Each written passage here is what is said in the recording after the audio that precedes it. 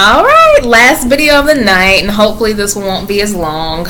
This is the rest of the revisions, and there could be some more to come, but this is what I've gotten so far. So again, I'm Ashley of Day-to-Day Social Work. I'm a private online tutor. I specialize in assisting people to pass the license exam for social work on the master's and bachelor's level. I am offering tutoring. You can go to my website, daytodaysocialwork.wix.com/my-site, and check out the tutoring tab and see testimonials for tutoring, and see what the rates and times are. And you can also find me on YouTube at Day-to-Day Social Work. So I am going to finish up this last video on the revisions to the Code of Ethics. Again, these revisions will take place in January 2018, January 1st, 2018 to be exact. So that is not to say that you should disregard the rest of the Code of Ethics. These are just revisions and amendments. So you still need to know the rest of the Code of Ethics. So this information will be available to you on November 1st.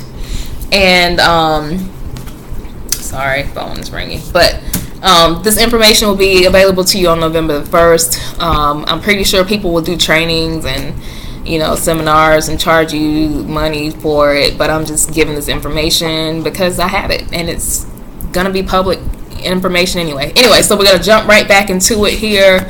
Now, sexual relationships. 1.09. So standard 1.09 was amended to prohibit inappropriate sexual communications in addition to sexual activities and contact with clients. This new language covers both in-person and electronic communications. So basically, you can't have inappropriate sexual communication via social media, websites, text messages, sexting, pictures, and all that kind of stuff. So like I said, it covers in-person and electronic communications. Then you have sexual harassment, which is 1.11. It says standard 1.11 was amended, adding written and electronic contact. So this change clarifies that prohibited forms of sexual harassment may include verbal, written, electronic, or physical contact of a sexual nature. So they added in writing and electronic contact. So we don't need to do any kind of sexual harassment at all, period. But they added that we can't, email, write, text, any of that. Also, when it comes to sexual harassment. Then we have derogatory language, which is standard 1.12. It says standard 1.12 was amended, adding electronic to the forms of communication so that social workers should not use derogatory language, whether the communication is written, verbal, or electronic, including electronically transmitted photos, videos, or other communication. So again, most of this stuff deals with the technologically advanced world that we live in, and they needed to make these amendments to the code to incorporate the new technology that we have. Then we have interruption of services, which is standard 1.15. Let's see here. Where did it go? Okay. Standard 1.15 was amended, adding disruptions in electronic communication as a possible concern that social workers should be prepared to address. So disruptions in electronic communication, that's just like if your internet goes out, there's some kind of service connection problem or something like that, when you're having communication with your client via video conferencing or telephone or any other electronic device or means. So just be aware of that, and you should be prepared to address that. Same thing like when I do tutoring. I always say, we might get disconnected because of poor internet connection or signal, but we'll always make sure that we make that time up at the end of the session or at some other time. Then we have sexual relationships, which is standard 2.06. So standard 2.06A, which is formerly standard 2.07A, was amended to clarify that prohibited types of sexual relationships with supervisees, students, trainees, or other colleagues over whom social workers exercise professional authority include verbal, written, electronic, or physical contact. Electronic contact may include text messaging, transmitting videos or photos, or any other form of contact through electronic means. Also, I'm putting emphasis on the word amendment and revised because you need to know the difference. Amendment is just they're changing something, but it still stands. There's more than likely it's just a word or wording or phrase that was changed. Revision is just more than likely just changed altogether, or there's a majority of changes in that standard. Okay, so then we have sexual harassment 2.08.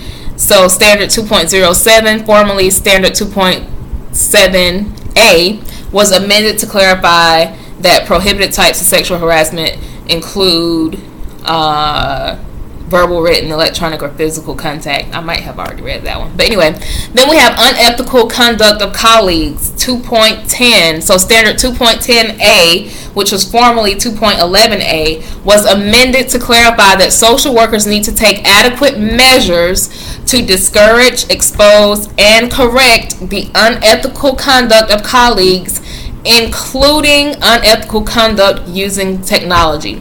So, again, if you know that your coworker is using Facebook to try to holler at one of their clients, or using Facebook to gossip with another client about another client, or using text messages to expose other colleagues or whatever, just make sure that you know that they're including unethical conduct using technology.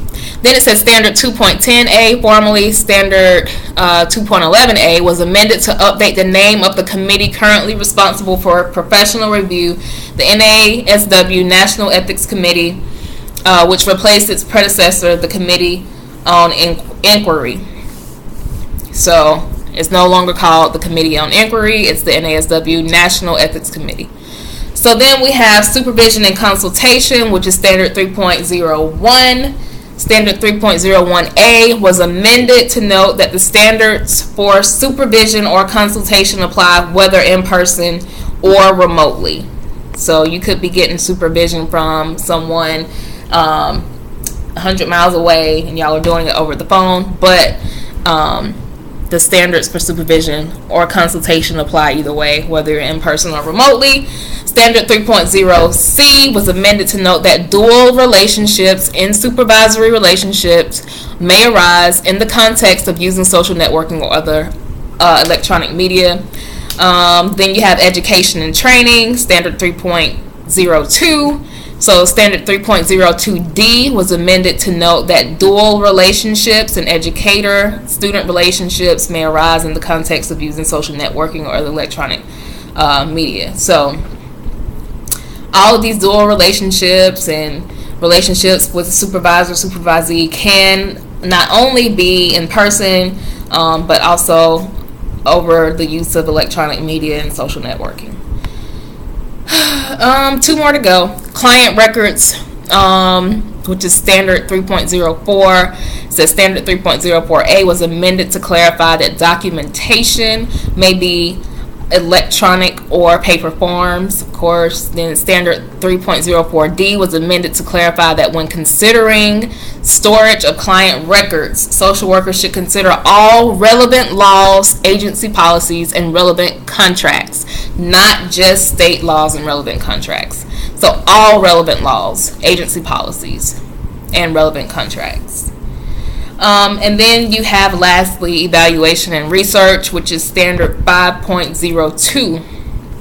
A new standard, 5.02f, advises social workers using technology to facilitate evaluation or research to obtain clients' informed consent for the use of such technology. It also encourages social workers to assess clients' ability to use the technology and, when appropriate, offer reasonable alternatives.